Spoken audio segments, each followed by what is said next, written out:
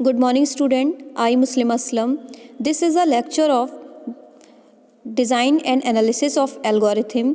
Today we are going to discuss about Wellman-Ford algorithm. So in previous lecture में आपने क्या देखा था? डिजगस्टर एल्गोरिथम देखी थी. तो डिजगस्टर एल्गोरिथम हमने किस चीज़ से की थी? सिंगल सोर्स शॉर्टेड पाथ से हमने डिज़ाइन की थी और उसका एक पाथ निकाला था. तो आई होप आपको वो समझ अच्छे से आ गया होगा. डिजगस्टर एल्गोरिथम पे ही ये डिपेंड है, वेलमैन-फोर्ड एल्गोरिथम.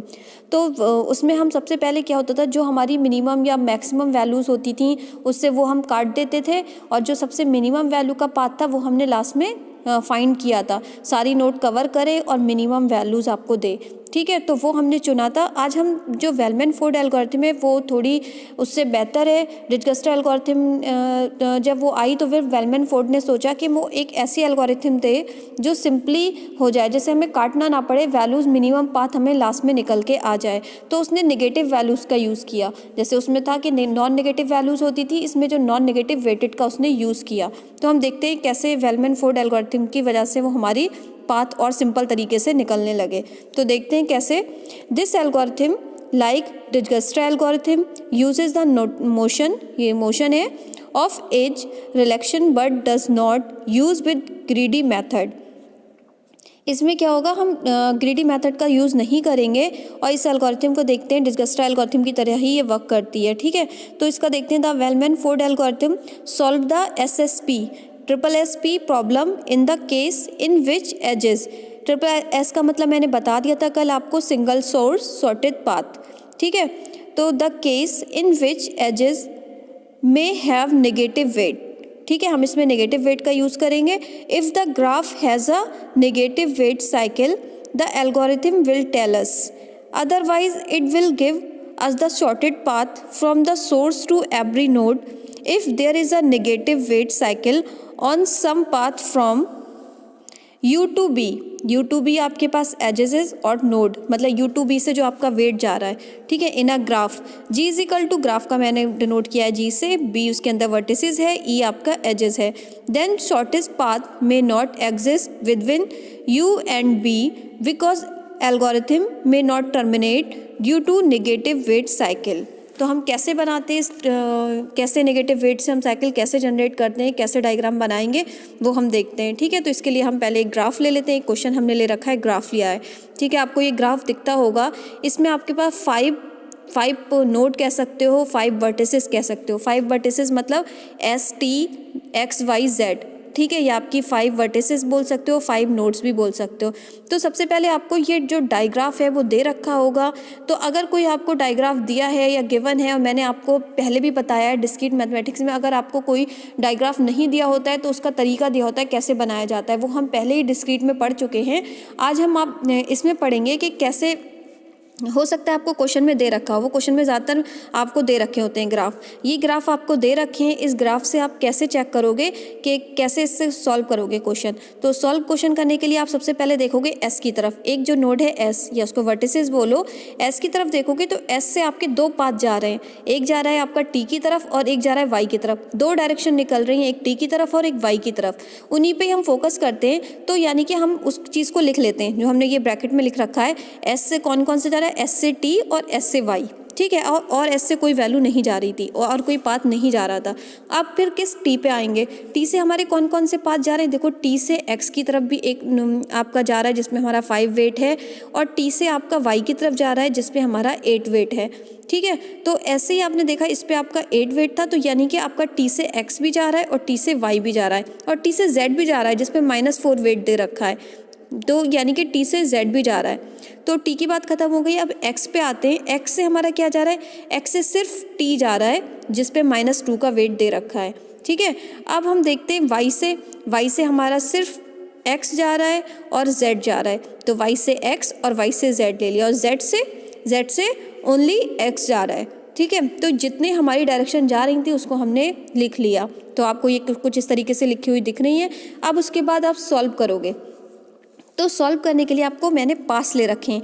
पास ज़ीरो, मतलब ये टेबल का नाम दे दिया मैंने, पास ज़ीरो। सबसे पहले हम पास ज़ीरो पे आते हैं। पास ज़ीरो पे जो मैंने आपको डिजकस्टर एल्गोरिथम में बताया था कि हमने वर्टिसेस ली जाती हैं, डिस्टेंस मतलब डी जो आपका वेट होता है, जो एस से टी पे जाने का जो वेट होता है वो डिस्टेंस होती है, पाई आपकी मतलब उस नोड से पहले वाली नोड, प्रीवियस नोड, ठीक है। तो अगर आप एस पे हो तो एस से कोई प्रीवियस नोड नहीं है तो इसका मतलब ज़ीरो, ठीक है। तो हमने सबसे पहले क्या किया, पास ज़ीरो पे आप आइए, पास ज़ीरो को देखिए।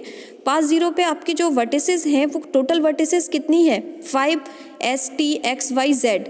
अब डिस्टेंस पे आते हैं तो जो डिस्टेंस है आपका वो देखेंगे कि एस जो नोड है, एस नोड से का डिस्टेंस तो कोई है ही नहीं, अभी उस पर कोई ना वेट दे रखा है, वो तो सिर्फ नोड है, सिंपल। तो हमने क्या लिख लिया, एस पे कोई डिस्टेंस नहीं है, इसका मतलब ज़ीरो वैल्यू। और पाई यानी कि उससे पहले कोई भी अभी आपका कोई भी नोड आया ही नहीं है, इसका मतलब नल। तो टी एक्स वाई जेड, अभी हम एस से स्टार्ट करें तो टी एक्स वाई जेड तो हमारे ग्राफ में भी है ही नहीं, हम उसकी बात ही नहीं करें, तो हम उन पर लिख देते हैं इन्फिनिटी इन्फिनिटी, और उससे पहले वाली नोड सब नल नल दिखा देते हैं, ठीक है। अब हम आते हैं पास वन पे। तो पास वन आपका सॉल्व हुआ, उसके देखते हैं पास वन पे। अब जैसे ही आप पास वन से पे आते हो तो पास वन पे देखिए, मैंने ये जूम करके रखा है, बी और डी और वाई, ठीक है। वर्टिसेस पहले ले लीजिए, वर्टिसेस आपने 5 ले ली, S T X Y Z pass one में देखिए। और डी डिस्टेंस, तो एस का तो ज़ीरो था, वो ज़ीरो आपने लिखा छोड़ दिया यहाँ पे, और यहाँ पे इसकी कंडीशन नल हो गई, ठीक है। अब टी देखते हैं, एस से टी जाने पर यानी कि ये 6 वेट दे रहा है तो ये 6 हो गया, और उसकी जो प्रीवियस नोड है वो क्या है, एस, तो टी से प्रीवियस नोड एस थी, ठीक है। और अब एस से दो रास्ते थे, एस से वाई भी जा रहा था, तो एस से वाई जाने पे वेट क्या है, 7 एस से, और इसकी जो प्रीवियस नोड है वो क्या है, एस, यानी कि हमने वाई पे 7 दे दिया और इसकी प्रीवियस नोड एस हो गई, ठीक है। इतना आपको समझ में आ गया, और अदरवाइज जितनी वैल्यूज़ बची वो नल हैं, ठीक है। और एक्स की जो डिस्टेंस है वो इन्फिनिटी है, जेड की इन्फिनिटी, क्योंकि अभी हम एस नोड पे आए हैं, ठीक है। अब एस से हम आगे बढ़े, एस से हम गए किस पे, टी पे, ठीक है। एस से हम टी पे गए, तो टी पे जाने का जो रास्ता है आपका, टी पे जैसे ही आप आए तो टी से देखेंगे, टी पे तो आपका उस टाइम 6 आ गया था, और आपका जो वाई था उस पर 7 आ गया था। अब हम टी से जब आगे बढ़े हमें एक्स मिला, तो x की वैल्यू क्या हो जाएगी, तो 6, पहले तो उसके पास 6 थी टी के पास, और जब वो x पे गया 6 + 5 11, तो उसको वो 11 मिल गया, ठीक है। ये आपको दिख रहा होगा, ये आपको 11 मिल गया। अब उसके बाद 11, अब x से जो प्रीवियस नोड थे वो क्या है, टी से तो हमने चेक किया था, वो t हो गई, और ये 11 मिल गया। उसके बाद वो जाता है z की तरफ, यानी कि हम y पे आएंगे, y से क्या निकल रहा है, y से z निकल रहा है, तो हम क्योंकि s से दो नोड हमने कवर कर ली थी, t और y, तो t से हमारा x की तरफ जा रहा था, और y से हमारा किसकी तरफ जा रहा था, z की तरफ।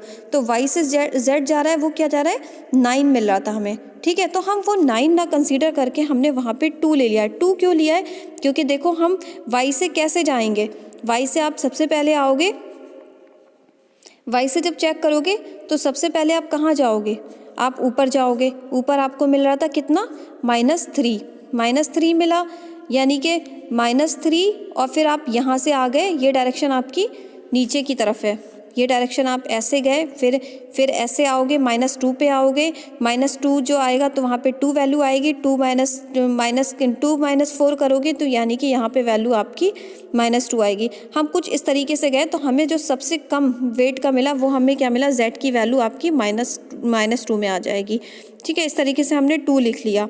अब वो हमें किससे मिला था, t से मिला, क्योंकि t के पास था -4, यहाँ -2 आएगा, -2 कर लेना z की तरफ, z के पास -2 है।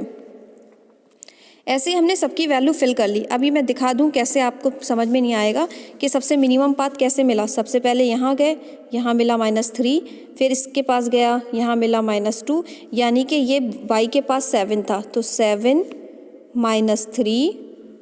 -3 के बाद आपको क्या मिला, -2, फिर आपको मिला -2 से हम एक पाथ हमारा यहाँ आ रहा है z के पास आने के लिए, यानी कि -4, तो 7 - 3 4, 4 - 2 आपको क्या मिला, 2 - 4 -2। तो यानी कि z की जो वैल्यू थी वो t से मिली है आपको, ये t जो उसका था z से पहले t से ही तो हम आए, तो t से ही हमें मिली। तो z का जो प्रीवियस नोड था यानी कि पाई वो t हो गया, और z की जो वैल्यू आ गई डिस्टेंस वो आ गई -2। तो यहाँ पे माइनस लगा लेना, वो छोटा सा दिख रहा है लेकिन वो माइनस लग नहीं पाया है गलती से, यहाँ वो माइनस आप सॉल्व कर लीजिएगा, यहाँ पे आपका माइनस आ जाएगा -2। z की वैल्यू आपकी क्या आ गई -2। तो अब हम देख लेते हैं कि z भी आपका आ गया, ये भी आ गया। लास्ट में आप क्या करोगे, लास्ट में जो v dy था s की वैल्यू 0 आ गई, और उससे जो प्रीवियस नोट थी वो n थी। अब t जो हमारा 7 वैल्यू दे रहा था, तो कहीं ऐसी t की वैल्यू 6 थी तो 2 भी आ सकती थी। t की कैसे 2 आती, हम सबसे पहले जाते 7 पे, 7 से हम जाते -2 पे यानी कि -3 पे, तो -3 पे -4 हो जाता, और -4 से हम जाते -2 पे, तो 2 वैल्यू आ जाती। तो हमारी वही t की वैल्यू 2। तो हम 6 क्यों लिखते हैं, हमें जब मिनिमम वैल्यू मिल रही है। वो देखिए कुछ इस तरीके से, सबसे पहले 7 पे आए, फिर यहाँ गए, फिर यहाँ गए, तो यहाँ पे वैल्यू हमारी क्या आ गई, t की 2। तो इसलिए t की वैल्यू हमने 2 ली है। ठीक है, उसके बाद हम देख लेते हैं 2 लिए तो वो किससे आई है, x से आई है। प्रीवियस नोड अब उसकी x हो गई, s नहीं होगी, तो वो x पाथ से हमें मिली है, वो सबसे मिनिमम ये आपको देख के लिखना पड़ेगा। अब x की वैल्यू हमारे पास 11 थी, तो हो सकता है 4 आ जाए। तो x की वैल्यू के लिए हम कैसे जाएं, x की वैल्यू के लिए हम ऐसे जाएं, 6 पे जाके 6 - 4 आपका क्या हो जाएगा, 2 हो जाएगा।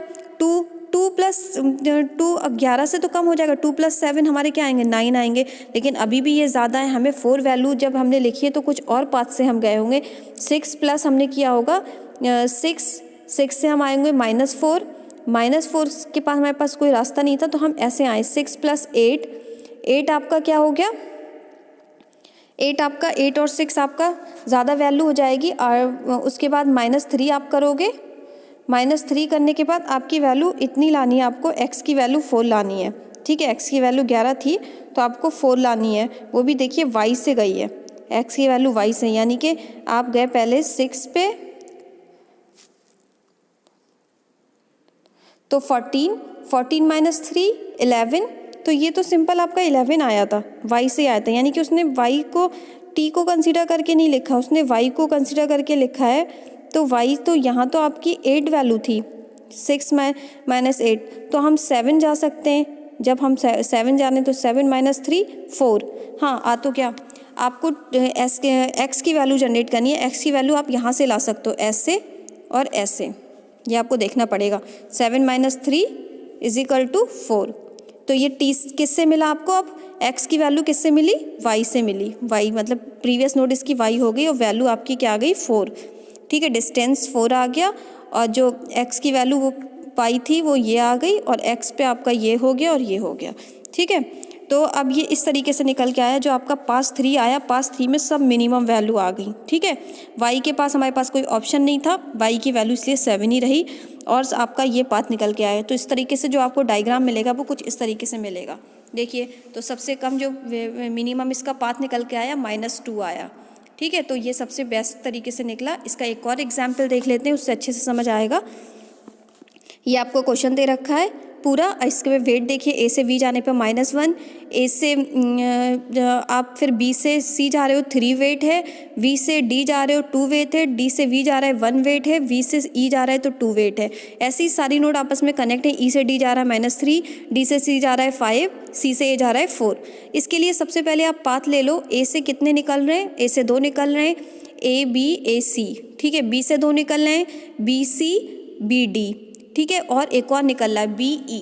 ठीक है, और D से कितने पाथ निकल रहे हैं, D से भी आपके निकल रहे हैं, D भी निकल रहा है, अब उससे एक और अब नहीं निकल रहा था। E से कितना निकल रहा है, E से ED, और D से C, यानी कि D से B और D से C निकले हैं, और E से D निकला है।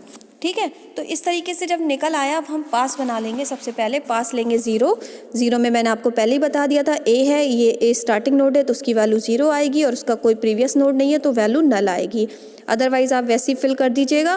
पास 1 में अब क्या करोगे, ए से 2 पास जा रहे थे V और C के, यानी कि ए से B जाने पर आपकी वैल्यू क्या आएगी, -1, और वो किससे गया है, ए से गया है।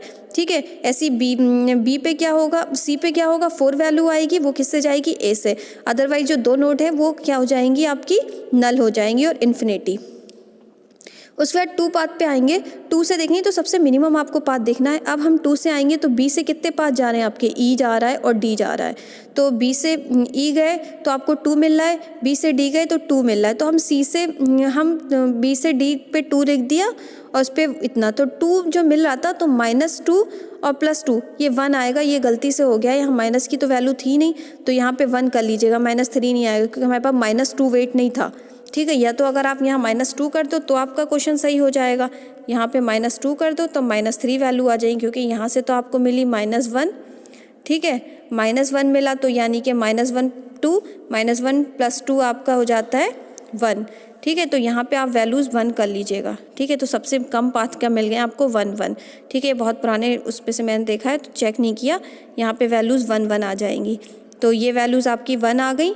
उसके बाद इस तरीके से आप चेक कर सकते हो, पास 1 पास 2 पास 3 सबसे मिनिमम वैल्यू आपको पुट करनी है, तो वहाँ पे आपकी वैल्यूज़ 1 आ गई। इस तरीके से आप डायग्राम देखते हो, आपका ये डायग्राम आ गया और इसकी एल्गोरिथम आ गई वेलमैन-फोर्ड की। तो वेलमैन-फोर्ड की जो एल्गोरिथम आ गई, सब चारों नोड आपकी 5 नोड कवर हो गई और मिनिमम वैल्यू भी निकल के आ गई। ठीक है, तो आपकी जो ये इसकी एल्गोरिथम है वो देख लीजिएगा, वही सेम चीज़ें हैं, ग्राफ ले रखा है, वेट ले रखा है, सोर्सेज ले रखी हैं। उसके बाद बी पाई है, बी पाई से निल वैल्यू दे रहे हैं। उसके बाद सबकी वर्टिसेस वही एडिशन है, सिंपल वही है। अगर वो फॉल्स आ रहा है फिर रिटर्न कर रहे हैं आप। ठीक है, तो बस ये -3 को 1 कर लेना और यहाँ पे जो वैल्यू आपकी थी इसको जो -2 कर लेना, z की वैल्यू को -2 कर लेना। ठीक है, तो वो अपने हिसाब से आप कर लीजिएगा ग्राफ में देख के। और जो ये पास आए हैं, डी की वैल्यू 1 आएगी और ई की वैल्यू भी 1 आएगी। ठीक है, और डी की वैल्यू भी 1, ये चेक कर लीजिएगा इस पूरा ग्राफ। ठीक है, और जो सी की वैल्यू है, सी की वैल्यू भी आपकी क्या आएगी, -1 -3 नहीं है वहाँ पे, -1 + 3 यानी कि 2। सी की वैल्यू भी 2 आएगी। तो ये मैं आपको जो नोट्स है उसमें अच्छे साफ से सही से करके दे दूंगी, आप अदरवाइज़ ऐसे ले लीजिएगा। तो ये आपका क्या हो गया, वेलमैन-फोर्ड एल्गोरिथम। तो ये सिंपल होती है, बहुत ही इजी है, पास 1 पास 2 पास 3 ऐसे करके बना के आप इसको डिफ़ाइन कर सकते हो।